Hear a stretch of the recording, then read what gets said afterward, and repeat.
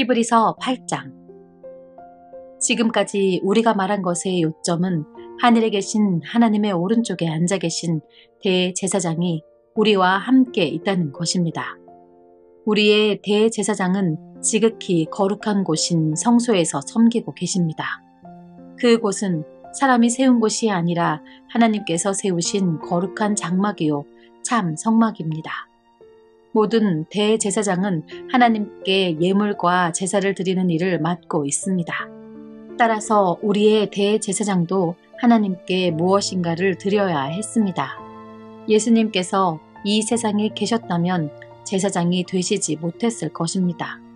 그것은 이미 세상에는 율법을 따라 하나님께 예물을 드릴 제사장들이 있기 때문입니다. 그들이 섬기는 성소는 하늘에 있는 성소의 모형과 그림자에 불과합니다. 모세가 성막을 지을 때 하나님께서는 너는 모든 것을 내가 산에서 내게 보여준 대로 주위에서 짓도록 하여라 하고 지시하셨습니다. 그러나 예수님께서 맡으신 제사장의 직분은 다른 제사장들의 일들보다 훨씬 더 큽니다. 마찬가지로 하나님께서 예수님을 통해 그의 백성에게 주신 언약도 옛 언약보다 훨씬 좋은 것입니다. 이 새 언약은 더 좋은 약속에 근거하고 있습니다. 만일 첫 번째 언약에 아무 문제가 없다면 두 번째 언약이 필요 없을 것입니다. 그러나 하나님께서는 백성들의 잘못을 아시고 다음과 같이 말씀하셨습니다. 내가 이스라엘과 유다 백성으로 더불어 새 언약을 맺을 때가 되었다. 이것은 그들의 조상과 맺었던 언약과는 다른 것이다. 그때는 내가 그들을 내 손으로 붙들고 이집트에서 인도해 낼 때였다. 그러나 그들은 나와 맺은 언약을 깨뜨렸고 나도 그들을 저버렸다. 나중에 내가 다시 이스라엘 백성과 함께 새 언약을 맺을 것이다. 내가 나의 가르침을 그들의 마음속에 새기고 그들의 가슴에 기록할 것이다. 나는 그들의 하나님이 되고 그들은 내 백성이 될 것이다. 그때는 사람들이 그들의 이웃과 친척들에게 주님을 알도록 가르칠 필요가 더 이상 없을 것이다. 그것은 가장 작은 자부터 가장 큰 자에 이르기까지 나를 모르는 사람이 한 사람도 없을 것이기 때문이다. 나는 그들이 저지른 악한 일을 다 용서하고 그들의 죄를 더 이상 기억하지 않을 것이다. 하나님께서는 이것을 새 언약이라 부르시고 첫 번째 언약은 옛 언약으로 돌리셨습니다. 낡고 오래된 것은 사라지게 마련입니다. 히브리서 9장. 첫 번째 언약에도 예배 규칙이 있었으며 또한 예배를 위해 사람이 만든 장소도 있었습니다. 먼저 성막이 세워졌습니다. 성막의 앞부분은 성소라 불렀습니다. 그곳에는 촛대와 빵이 놓여진 상이 있었는데 하나님을 위해 거룩하게 예비된 것이었습니다. 휘장으로 가려진 성소 안쪽에는 지성소라고 하는 작은 방이 있었습니다. 그곳에는 향을 피우는 금 제단과 금으로 입혀진 법궤가 놓여 있었습니다. 법궤 안에는 만나를 담은 금 항아리와 아론의 싹난 지팡이 그리고 옛 언약이 새겨진 돌판이 들어 있었습니다.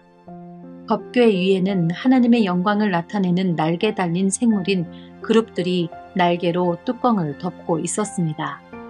그러나 지금 이런 것들에 대해서 일일이 다 말할 수는 없습니다. 이 모든 것이 성막 안에 준비되어 있어서 제사장들은 언제나 첫 번째 방에 들어가 예배를 드렸습니다. 그러나 두 번째 방에는 오직 대제사장만이 1년에 한 번 들어갈 수 있었습니다. 또 대제사장도 피 없이는 결코 그곳에 들어갈 수 없었습니다. 그는 그 피를 자기 자신과 백성의 죄를 위해 하나님께 드렸습니다. 이것은 그들이 모르고 지은 죄를 위하여 드리는 것입니다. 성령은 이것을 통해 옛 성막 제도가 그대로 남아있을 때는 지성소로 들어가는 길이 아직 열려있지 않다는 것을 보여주었습니다. 이것은 현재를 위한 비유입니다. 예물과 제사로는 예배드리는 자의 마음속까지 깨끗하게 할 수 없습니다. 이것은 단지 먹고 마시고 여러 가지 몸을 씻는 등의 예식으로서 하나님의 새 법이 올 때까지만 적용되는 것입니다. 그러나 그리스도께서는 지금 우리가 가지고 있는 좋은 것들의 대제사장으로 오셨습니다. 그는 더 크고 완전한 성막에 들어가셨습니다. 그것은 사람의 손으로 지은 것도 아니며 이 세상에 속한 것도 아닙니다. 그리스도는 단 한 번 지성소로 들어가셨습니다. 그분은 염소나 송아지의 피가 아닌 자신의 피를 가지고 지성소로 들어가셔서 우리를 죄에서 완전히 자유롭게 해주셨습니다. 염소와 황소의 피와 암소의 죄를 부정한 사람에게 뿌리면 그 육체를 다시 깨끗하게 할 수 있습니다. 그렇다면 영원하신 성령을 통해 하나님께 자기 자신을 완전한 제물로 드린 그리스도의 피는 어떻겠습니까? 그의 피는 죽음에 이르게 하는 행동에서 우리 마음을 깨끗하게 하고 살아계신 하나님을 섬기는데 부족함이 없도록 할 것입니다. 그러므로 그리스도께서 새 언약의 중보자가 되셨습니다. 이제 하나님께 부르심을 받은 자들은 하나님께서 약속하신 영원한 복을 받을 수 있게 되었습니다. 옛 언약 아래에서 살던 사람들을 죄로부터 자유롭게 하기 위하여 그리스도께서 죽으셨기 때문에 사람들이 그 축복을 누릴 수 있게 된 것입니다. 유언이 효력을 나타내려면 그 유언을 쓴 사람이 죽었다는 사실이 증명되어야 합니다. 그 사람이 살아있는 한 유언은 아무 쓸모가 없습니다. 오직 죽은 후에만 쓸모가 있는 것입니다. 이처럼 옛 언약도 죽음을 나타내는 피 없이 세운 것이 아닙니다. 모세는 백성들에게 율법에 적힌 모든 계명을 말해 주었습니다. 그리고 송아지의 피를 물과 함께 섞은 다음 붉은 양털과 우슬초에 적셔서 율법책과 백성들에게 뿌리셨습니다. 그리고 이것은 하나님께서 여러분에게 순종하라고 명령하신 언약의 피입니다. 라고 말했습니다. 모세는 성막과 예배에 쓰이는 모든 물건에도 그런 방법으로 피를 뿌렸습니다. 율법은 거의 모든 것이 피로써 깨끗해지며 피 흘림이 없으면 죄의 용서도 없다고 말합니다. 하늘에 있는 참된 것들을 모방한 이 땅의 모형은 동물의 피로 깨끗해져야 합니다. 그러나 하늘에 있는 것들은 더 좋은 제물이 필요합니다. 그리스도께서는 사람이 지은 지성소에 들어가지 않으셨습니다. 그것은 참된 것의 모형일 뿐입니다. 그리스도께서는 하늘에 올라가시고 그곳에서 우리를 도우시려고 하나님 앞에 서신 것입니다. 대제사장은 1년에 한 번 자신의 피가 아닌 동물의 피를 가지고 지성소로 들어갑니다. 그렇다고 그리스도께서 자신을 제물로 드리기 위해 매번 하늘로 올라가신 것은 아닙니다. 만일 그래야 한다면 그리스도께서 세상이 창조되었을 때부터 고난을 자주 받으셔야 했을 것입니다. 그러나 그리스도께서는 단 한 번 오셔서 자신을 제물로 드림으로 모든 죄를 깨끗하게 하셨습니다. 사람들은 모두 한 번은 죽습니다. 죽은 후에는 심판이 우리를 기다립니다. 그렇기 때문에 그리스도께서는 자신의 몸을 한 번에 들여 많은 사람의 죄를 없애주신 것입니다. 그리스도께서는 다시 오실 것입니다. 그때는 죄를 없애기 위해서가 아니라 그리스도를 기다리는 자들에게 구원을 주기 위해 오시는 것입니다. 히브리서 10장. 율법은 앞으로 오게 될 좋은 것들의 그림자에 불과하며 참된 것의 완전한 모양이 아닙니다. 율법 아래 있는 사람들은 해마다 똑같은 제사를 드립니다. 그러나 이 제사를 가지고 예배드리러 나오는 사람들이 완전해질 수는 없습니다. 만일 율법이 그들을 완전하게 할 수 있다면 예배드리는 사람들이 깨끗하여져서 더 이상 죄의식도 느끼지 않았을 것이며 제물을 드리는 일도 그쳤을 것입니다. 그러나 제사는 해마다 자기의 죄를 생각나게 합니다. 그것은 황소나 염소의 피로는 죄를 깨끗게 할 수 없기 때문입니다. 그래서 그리스도께서 세상에 오셨을 때 이렇게 말씀하셨습니다. 하나님께서는 제사와 예물을 원하지 않으시고 나를 위해 한 몸을 예비하셨습니다. 또한 태워드리는 제사인 번제와 죄를 씻는 제사인 속죄제도 기뻐하지 않으십니다. 그때 내가 말하기를 하나님 보십시오. 나에 관해 율법책에 기록된 대로 하나님께서 내게 원하시는 일을 하러 왔습니다. 이 말씀에서 그리스도는 먼저 하나님께서는 제사와 예물을 기뻐하지 않으시고 번제와 속죄제도 원하지 않으신다고 하셨습니다. 이런 것들은 율법이 명령하는 제사들입니다. 그리고 나서 내가 왔습니다. 하나님께서 원하시는 일을 하려고 왔습니다. 라고 말합니다. 즉, 하나님께서는 새로운 제도를 세우시려고 첫 번째 제사 제도를 폐지하신 것입니다. 예수 그리스도는 하나님께서 원하시는 일을 하셨습니다. 우리는 예수 그리스도께서 단번에 몸을 들이신 제사를 통해 거룩함을 입었습니다. 제사장들은 매일 제단 앞에 서서 맡은 일을 행합니다. 그러나 그 제사들은 죄를 없애지 못합니다.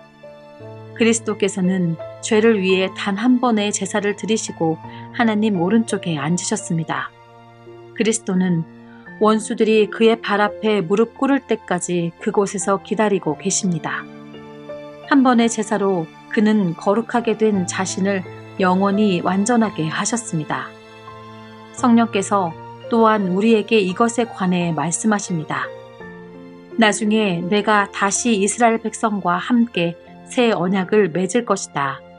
내가 나의 가르침을 그들의 마음속에 새기고 그들의 가슴에 기록할 것이다.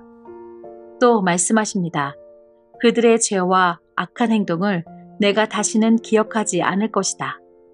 이런 죄와 악한 행동을 용서받았기 때문에 더 이상 죄를 위한 제사는 필요하지 않게 되었습니다. 그러므로 형제 여러분, 우리는 예수님의 피 때문에 자유롭고 담대하게 지성소로 들어갈 수 있게 되었습니다. 우리는 예수님께서 우리를 위해 열어주신 새로운 길로 들어갑니다. 그것은 그분이 자신의 몸인 휘장을 찢어 생명의 길로 열어놓으신 곳입니다. 또 우리에게는 하나님의 집을 다스리는 위대한 대제사장이 계십니다. 그러니 진실한 마음과 확실한 믿음을 가지고 하나님께 가까이 나아갑시다. 우리는 죄책감에서 깨끗해지고 자유로워졌으며 맑은 물로 몸이 씻겨졌습니다. 하나님께서는 약속하신 것을 지키시는 신실한 분이니 우리가 고백한 소망을 굳게 붙듭시다. 서로 돌아보고 사랑을 베풀며 선한 행동을 하도록 격려합시다. 어떤 사람들이 하는 것처럼 교회의 모임에 빠져서는 안 됩니다. 그날이 가까이 다가오는 것을 볼수록 함께 만나며 서로를 격려해야 할 것입니다. 만일 우리가 진리를 알게 된 후에도 일부러 계속 죄를 짓는다면 그 죄를 씻을 제사는 없습니다. 거기에는 오직 심판을 기다리는 두려움과 하나님을 거역하며 사는 자들을 태워 없앨 크고 무서운 불만 있을 뿐입니다. 모세의 율법에 순종하지 않고 그것을 어긴 사람들도 두세 명의 증인이 있으면 사형을 받았습니다. 그렇다면 하나님의 아들을 공경하지 않는 사람들은 어떻겠습니까? 그들은 자기를 거룩하게 한 언약의 피를 별것 아닌 것으로 여기며 은혜의 성령을 욕되게 하였습니다. 따라서 그들은 더 큰 벌을 받게 될 것입니다. 우리는 하나님께서 잘못을 행하는 자들을 벌하고 그 죄대로 갚아주겠다고 말씀하신 것을 알고 있습니다. 또한 주님께서 그의 백성을 심판하실 것이다 라는 말씀도 하셨습니다. 살아계신 하나님께서 심판하시는 대상이 된다는 것은 정말 무서운 일입니다. 여러분이 처음 진리의 말씀을 배우던 때를 기억해 보십시오. 많은 어려움들이 있었지만 여러분은 꿋꿋이 이겨냈습니다. 때때로 사람들 앞에서 모욕을 당하며 핍박을 받기도 했고 그런 고난을 받는 사람들과 친구가 되기도 하였습니다. 옥에 갇힌 자들을 도와주고 여러분이 가진 것들을 빼앗겨도 기뻐하였습니다. 그렇게 할 수 있었던 것은 여러분이 더 좋고 영원한 것이 있다는 것을 알고 있었기 때문입니다. 그러므로 이전에 가졌던 용기를 잃어버리지 마십시오. 더 큰 보상이 여러분을 기다리고 있습니다. 인내를 가지고 하나님께서 원하시는 일을 해서 그분께서 약속하신 것을 받으시기 바랍니다. 조금만 있으면 오시기로 한 그분이 오실 것이며 결코 늦지 않으실 것이다. 나와 함께 의롭게 산 사람들은 믿음 때문에 생명을 누릴 것이다. 그러나 믿음에서 뒤로 물러난 사람들을 내가 기뻐하지 않겠다. 우리는 뒤로 물러나 하나님께 버림을 받을 사람들이 아닙니다. 우리는 믿음으로 구원함을 받을 사람들입니다. 히브리서 11장. 믿음은 우리가 바라는 것들에 대해서 확신하는 것입니다.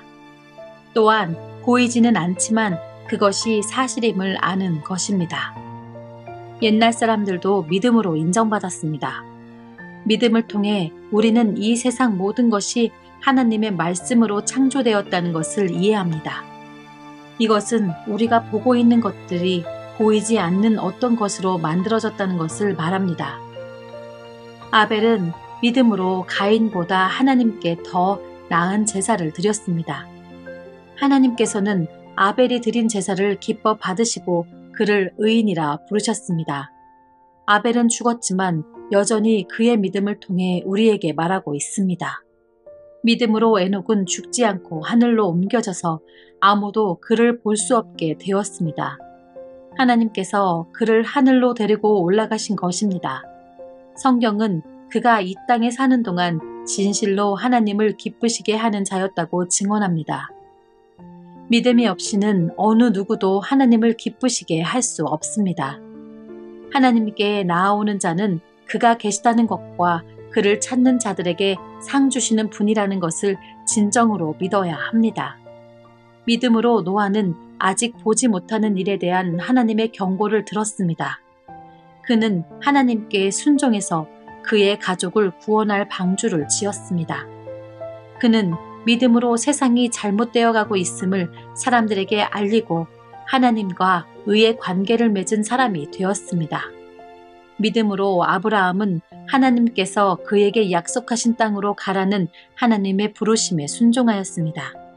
그는 가야 할 곳도 모른 채 자기 고향을 떠났습니다. 그는 믿음 때문에 하나님께서 자기에게 약속하신 땅에 가서 살 수 있었습니다.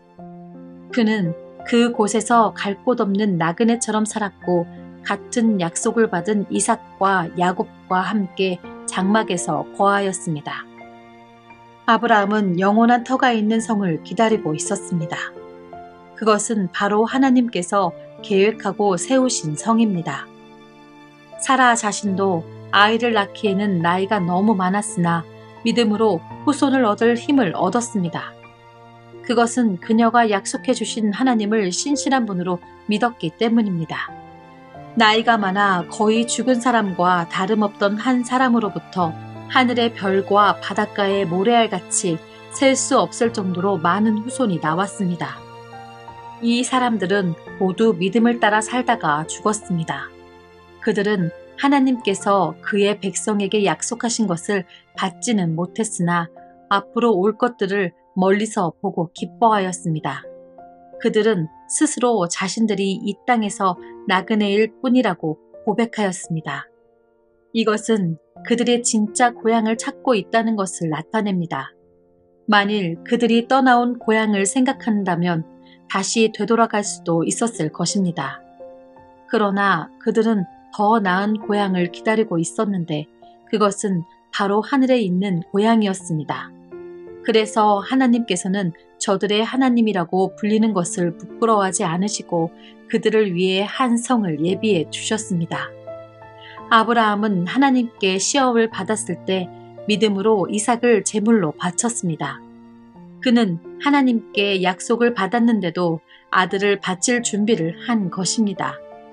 하나님께서는 그에게 내가 내게 약속한 후손은 이삭을 통해 나올 것이다 라고 말씀하셨습니다.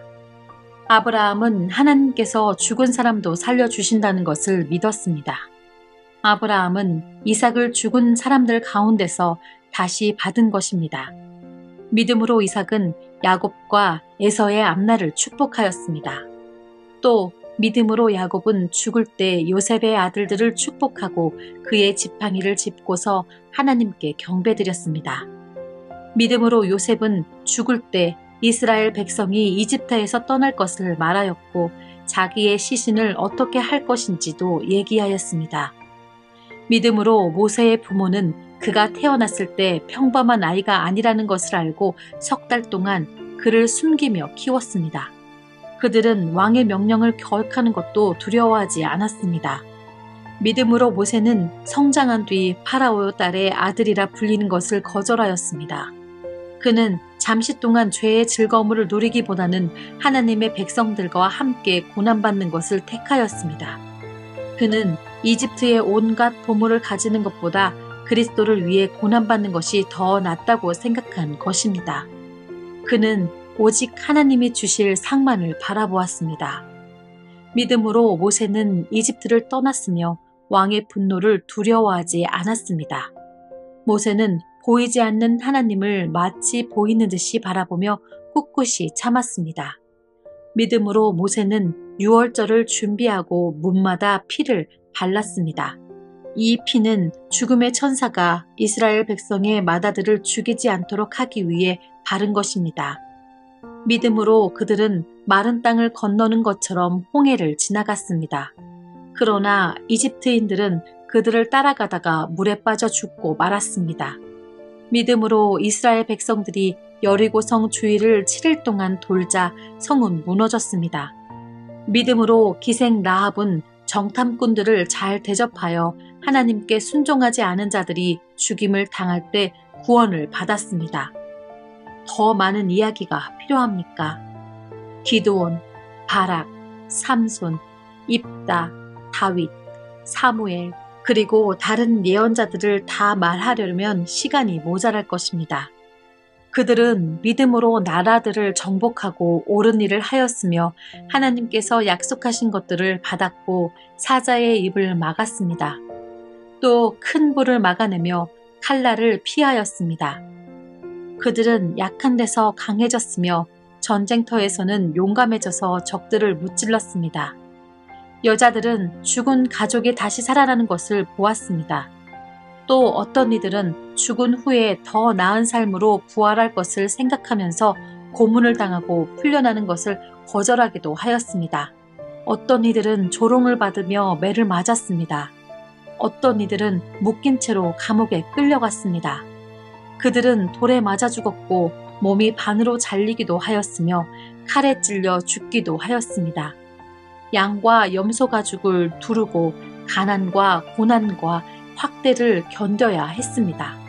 그들에게 세상은 아무런 가치가 없었습니다. 그들은 광야와 산과 동굴과 땅굴에서 살았습니다. 이 사람들은 모두 믿음으로 이름이 알려진 자들입니다. 그러나 그들 중 어느 누구도 하나님께서 약속하신 것을 받지는 못하였습니다. 그것은 하나님께서 우리에게 더 좋은 것을 예비하시고 그들이 우리와 함께 완전해지도록 하셨기 때문입니다. 히브리서 12장. 우리에게는 이렇게 많은 믿음의 증인들이 있습니다. 그들의 삶은 우리에게 믿음이 무엇인지 말해주고 있습니다. 그러므로 포기하지 말고 우리 앞에 있는 경주를 열심히 합시다. 우리의 삶 속에서 방해가 되는 것들은 다 없애버리고 우리를 쉽게 올가매는 죄를 벗어버립시다. 우리 믿음의 시작이며 또 믿음을 완전하게 하시는 주님만을 바라봅시다. 예수님께서는 십자가에서 돌아가실 때 아무것도 아닌 것처럼 모든 부끄러움을 참아내셨습니다. 예수님께서는 하나님께서 예비해 두신 기쁨을 기대하셨기 때문에 그렇게 하실 수 있었던 것입니다.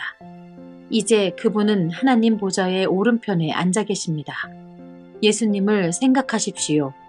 예수님께서는 죄인들이 그를 미워해서 악한 일을 할 때에도 묵묵히 참으셨습니다. 지칠 때라도 낙심하지 말고 예수님의 본을 따르기 바랍니다. 여러분은 죄에 맞서 싸우고 있지만 아직 죽을 정도까지 싸워보지는 않았습니다. 여러분은 하나님께서 그의 아들을 격려하듯이 말씀해 주신 것을 잊었습니까?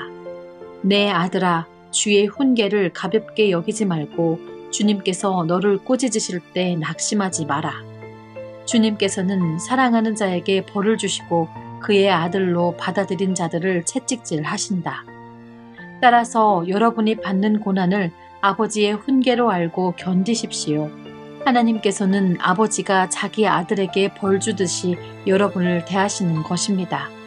아들을 훈계하지 않는 아버지는 어디에도 없습니다. 아들이면 훈계를 받게 마련입니다. 만일 여러분에게 아무 훈계가 없다면 여러분은 사생아이며 참 아들이 아닙니다. 우리는 이 땅에서 모두 육체의 아버지가 있습니다. 그 아버지가 우리를 훈계한다 해도 공경하는데 하물며 영의 아버지의 훈계를 받아들여야 하는 것은 말할 필요도 없지 않습니까? 그렇게 할 때 우리는 생명을 받게 되는 것입니다. 이 땅에서의 아버지는 그들이 가장 좋다고 생각하는 대로 우리를 벌합니다. 그러나 하나님께서는 우리가 그분의 거룩하심을 닮게 하기 위해 벌하십니다. 훈계를 받는 바로 그때에는 즐거움이 없고 고통스럽습니다. 그러나 후에 그 훈계 때문에 더 나은 사람이 된다면 우리에게 평안이 있을 것입니다. 왜냐하면 우리가 올바른 길 안에서 살아가게 되었기 때문입니다. 여러분은 피곤한 손과 연약한 무릎을 강하게 하여 일어나십시오. 올바른 길을 가십시오. 그러면 다리 저는 사람이 절뚝거리지 않고 고침을 받게 될 것입니다. 모든 사람과 사이좋게 지내며 거룩하게 사십시오. 만일 삶이 거룩하지 못하다면 결코 주님을 만나지 못할 것입니다. 아무도 하나님의 은혜를 놓치지 않도록 주의하시기 바랍니다. 여러분 가운데 쓴뿌리와 같은 사람들이 생겨나지 못하게 하십시오. 그런 사람은 많은 사람을 괴롭히거나 더럽힙니다. 성적인 죄를 범하지 말며 에서처럼 하나님을 생각지 않는 사람이 없도록 하십시오. 에서는 맏아들로서 아버지의 모든 것을 다 받을 수 있었지만 한 그릇에 먹을 것을 위하여 맏아들의 특권을 팔고 말았습니다. 여러분도 알다시피 에서는 그 후에 아버지의 축복을 받기 위해 울면서 부탁했지만 거절당했으며 회개할 기회를 얻지 못했습니다.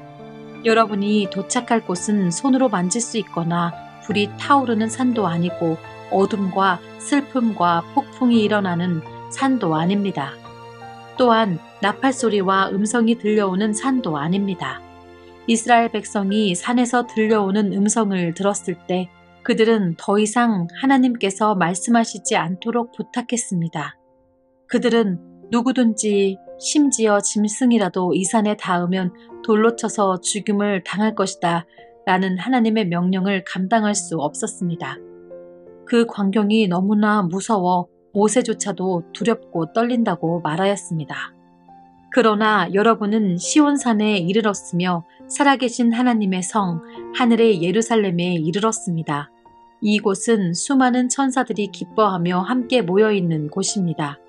또 하늘의 이름이 기록된 맏아들의 모임이 열리는 곳이며 모든 사람의 심판자이신 하나님께서 계신 곳입니다. 그리고 완전하게 된 의인들의 영혼이 거하는 곳이기도 합니다. 여러분은 그의 백성들에게 하나님의 새 언약을 가져다 주신 예수님께서 계신 곳에 왔습니다. 여러분은 아벨의 피보다 더 나은 소식을 전해준 그리스도의 피에 가까이 나아온 것입니다. 여러분은 하나님께서 말씀하실 때 거역하지 마십시오. 옛 선조들은 땅에서 모세를 통해 경고를 받고도 순종하지 않다가 벌을 받았습니다.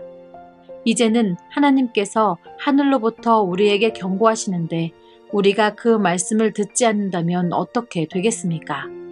예전에는 그 소리가 땅을 흔들었지만 이제는 땅뿐만 아니라 하늘을까지도 다시 한번 흔들어 놓겠다고 하나님께서 약속하셨습니다. 다시 한번이라는 말은 흔들릴 수 있는 것들은 모조리 없애버리시겠다는 뜻이기도 합니다. 이것은 흔들리지 않는 것들만을 남기려는 것입니다. 우리가 흔들리지 않는 나라를 가졌으니 감사드립시다. 하나님을 기쁘시게 하며 경건함과 두려움으로 그분께 예배 드립시다. 우리 하나님은 모든 것을 태워버리는 불과 같은 분이십니다. 히브리서 13장. 그리스도 안에서 한 형제로 서로서로 사랑하십시오. 나그네를 대접하는 일을 잊지 말기 바랍니다. 어떤 사람들은 나그네를 대접하다가 자기도 모르는 사이에 천사를 대접하였습니다. 옥에 갇힌 자들을 기억하십시오. 마치 여러분이 옥에 갇혀 있는 것처럼 저들을 생각하고 고통당하는 자들을 볼 때는 여러분이 고통받는 것처럼 그들을 생각해 주기 바랍니다. 모두 결혼을 귀하게 여기십시오. 남편과 아내는 그들의 결혼을 깨끗이 유지해야 합니다. 하나님께서는 간음하는 자들을 벌하실 것입니다. 돈이 여러분의 삶을 다스리지 않도록 하십시오. 가진 것에 만족하시기 바랍니다. 하나님께서는 내가 결코 너를 떠나지 않겠다. 내가 결코 너를 잊지 않겠다고 말씀하셨습니다. 그러므로 우리는 자신 있게 말할 수 있습니다. 주님은 나를 돕는 자시니 내가 두려워하지 않을 것입니다. 사람들이 내게 무슨 짓을 할 수 있겠습니까? 여러분에게 하나님의 말씀을 가르쳐준 지도자들을 기억하십시오. 그들이 어떻게 살고 어떻게 죽었는지를 생각하고 그들의 믿음을 본받으십시오. 예수 그리스도는 어제나 오늘이나 영원히 똑같으십니다. 여러 가지 이상한 가르침에 빠져서 잘못된 길로 들어서지 않도록 주의하십시오. 하나님의 은혜로 마음을 강하게 하십시오. 그러나 음식에 대한 규칙에는 얽매이지 마십시오. 그런 규정은 아무 도움도 되지 않습니다. 우리에게 제단이 있습니다. 그러나 성막에서 섬기는 제사장들이 제사드린 것을 먹을 수는 없습니다. 대제사장은 죄를 없애기 위해 지성소 안으로 동물의 피를 가지고 들어가서 그것을 바칩니다. 그러나 그 동물의 시체는 성막 바깥에서 불사릅니다. 이와 같이 예수님도 성문 밖에서 고난을 당하셨습니다. 예수님께서는 자기 피로 그의 백성들을 거룩하게 하려고 죽으셨습니다. 그러므로 우리도 성문 밖에 계신 주님께 나아가서 그분이 당하신 수치를 함께 겪읍시다. 이 땅에는 영원한 성이 없으며 우리는 앞으로 다가올 성을 찾고 있습니다. 그러므로 예수님을 통하여 항상 하나님께 찬양의 제사를 드립시다. 이는 그분의 이름을 증언하는 우리 입술의 열매입니다. 다른 사람들에게 선을 베푸는 일을 잊지 마십시오. 여러분이 가진 것을 서로 나누시기 바랍니다. 이러한 행동은 하나님을 기쁘시게 하는 제사입니다. 여러분을 인도하는 지도자들에게 순종하고 그들의 권위를 존중하십시오. 그들은 여러분의 영혼을 책임진 자들이기에 여러분을 주위에서 살피고 있습니다. 그들이 이 일을 괴로워하지 않고 즐거운 마음으로 할 수 있도록 해 주십시오. 그들의 일을 힘들게 하는 것은 여러분에게 아무 도움이 되지 않습니다. 우리를 위해 기도해 주십시오. 우리는 모든 일을 선하게 하려고 하므로 우리가 선한 양심을 갖고 있다는 것을 확신합니다. 하나님께서 빨리 저를 여러분에게 보내주시도록 기도해 주십시오. 평화의 하나님께서 양들의 큰 목자이신 우리 주 예수님을 죽음에서 살리셨습니다. 하나님께서는 예수님의 보혈로 자기 백성과 영원한 언약을 맺으셨습니다. 바로 이 하나님께서 여러분에게 필요한 모든 좋은 것들을 내려주셔서 여러분이 하나님의 일을 잘 할 수 있게 되기를 바랍니다.